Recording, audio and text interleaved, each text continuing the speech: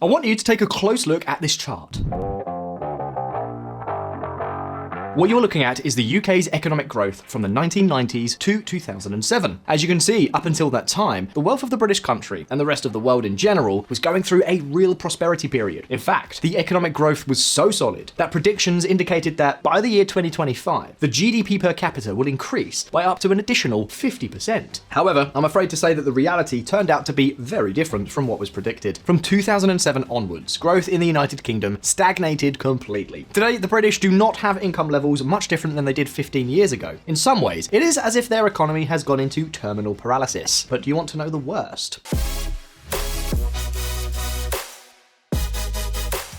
The worst thing is that this problem is not exclusive to Britain. If we look at economic growth in the Eurozone countries, we see that exactly the same thing is happening there. Europe as a whole is going through a very, very worrying economic stagnation. The question is, why is it that old Europe has been stagnating for almost 2 decades? Why are other powers such as the USA, South Korea, or the Baltic countries managing to prosper while France, the UK, and Spain are at a complete standstill? Well, we're going to look at that right now. Let me ask you a question. What do you think the economic growth of a country depends on? Does it depend on how many natural resources it has? How much it collects in taxes? How educated its citizens are? Well, in general, it depends on all of these, along with many other factors. However, economists usually say that beyond these ingredients, the most important thing, the key for an economy to grow, can be boiled down to 3 main factors. The first factor is the labor factor. If there is less unemployment and more people working, then more things can be produced, and therefore the economy will grow. The second factor is capital accumulation. That is, the number of factories, machines, trucks, industrial buildings, and in general, all the elements that are part of production in companies. The more elements of capital there are in a country, the more its enterprises will be able to produce, and the more its economy will grow. Now then, those of you who are observant will have noticed one thing, a small error or imperfection in these 2 factors. In reality, not all workers are the same. There are countries where workers have more education, more training, or more experience. Likewise, capital is not the same in all countries. In other words, there are countries that operate with technology that is 50 years old, and others that have the most advanced technology. And precisely for this reason, economists established a third factor that explains the economic growth of a country: total factor productivity, or TFP for short.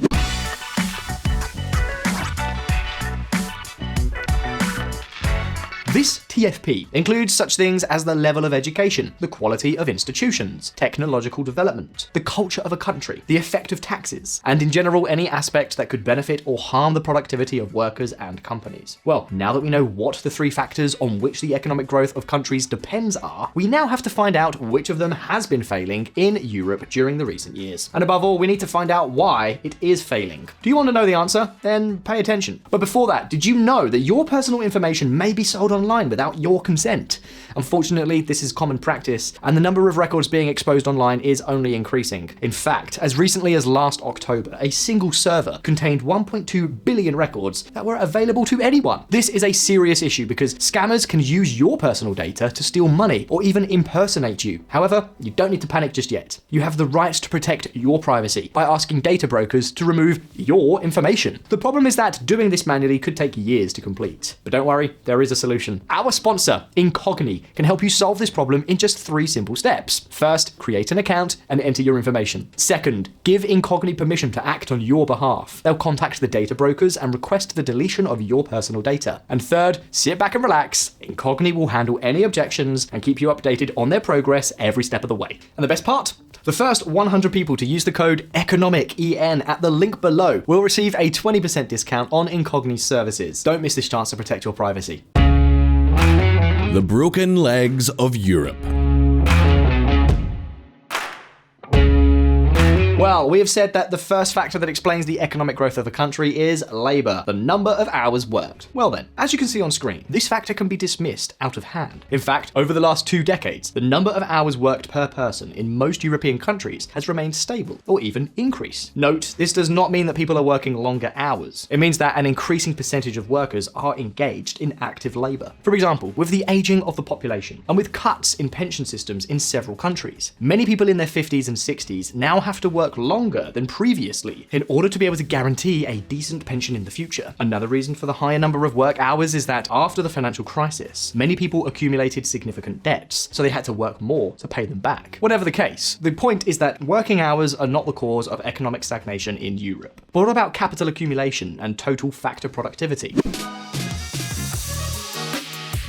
Well, as far as capital accumulation is concerned, here we could see a major slump. In the last 15 years, capital accumulation has grown much less than usual. And although this graph represents data from the United Kingdom, this is something that is happening practically all over Europe. This means that the last few decades have been marked by a huge drop in investment and business dynamism. We could almost say that European companies have been scared off from carrying out the usual number of projects. This has, of course, been one of the factors that has most seriously affected Europe's economic performance. However, that is not all.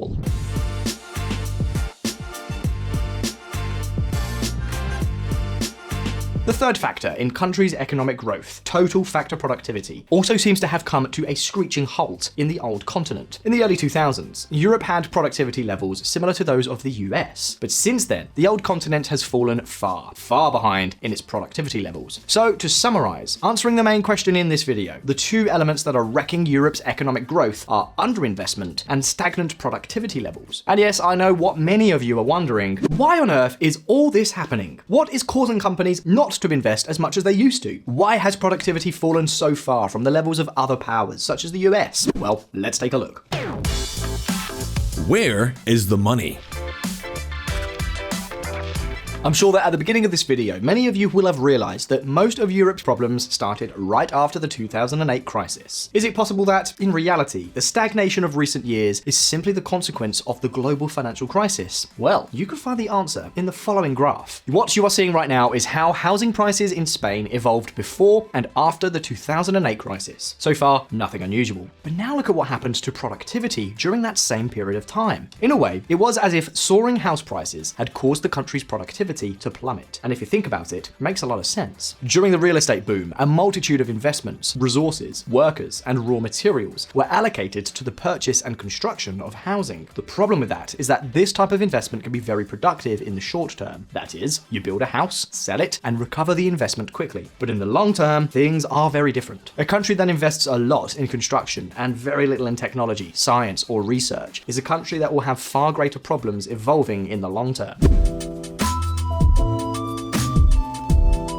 In order to advance economically, companies have to concentrate their efforts on developing patents, technological projects, and new long-term business models. And in Europe, these efforts have been conspicuous by their absence. Investment in tangible assets in Europe, that is, investment in assets such as residential housing, has been much higher in Europe than investment in intangible assets such as patents. The difference with the US is enormous. To give you an idea of the importance of intangible investment, it is estimated that it is responsible for up to 1/3 of all US productivity growth. And in Europe, well, we seem to like to put more money into bricks and mortar. It is not only that we invest less, but also that we invest badly. Now, couldn't we take those investments in tangible assets and shift them to intangible assets to solve the problem? Well, the truth is that it is not as straightforward as it seems.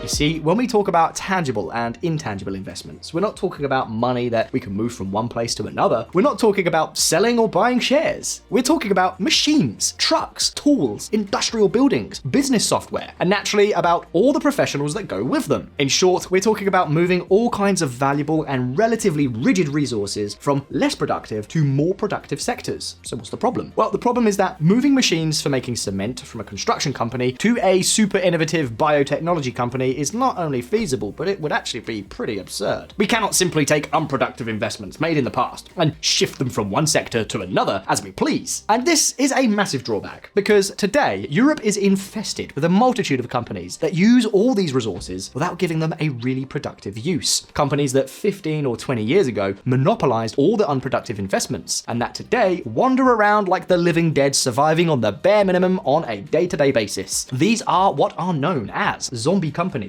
And take note, because today they account for up to 15% of all companies in advanced countries. The only way to change this, to prevent zombie companies from continuing to hoard resources in an unproductive way, is for both banks and governments to support investment in cutting-edge, technological and innovative sectors. However, I am afraid that another big problem arises at this point. Listen up.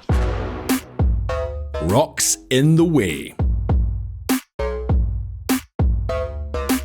You see, after the 2008 financial crisis, banks around the world, and banks in many European countries in particular, were left with a huge headache. Many zombie companies, which I just mentioned, received huge loans from banks during the real estate boom. The interesting thing is that when the financial crisis broke out, these companies began to have a very, very difficult time staying on their feet and repaying all those huge loans. Faced with such a situation, the banks found themselves at a crossroads. If they forced the collection of the loans, refused to give the companies further financing, or tightened the conditions too much, then they risked the zombie companies going bankrupt, and with that, they would never be able to recover any of their money. So instead, the banks decided to give even more money to these companies in the hope that they would eventually recover, so that in the future, they would be able to pay back the money owed. The problem is that by giving money to zombie companies, it meant that there was very little money left to go to new companies and startups, companies with much more potential.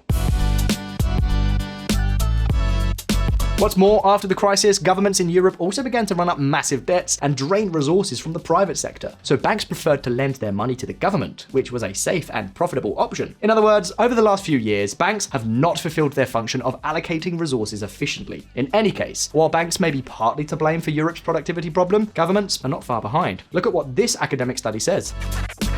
We have found that in industries where the presence of government is most important to success, there is twice as severe a loss of productivity due to inefficient allocation as in the rest of the economy. Garcia Santana, economist at Pompeu Fabra University, Barcelona, and co-authors. So, in a nutshell, government regulations place many obstacles in the way of investments and resources shifting from less productive companies to more productive ones. And how do they do it?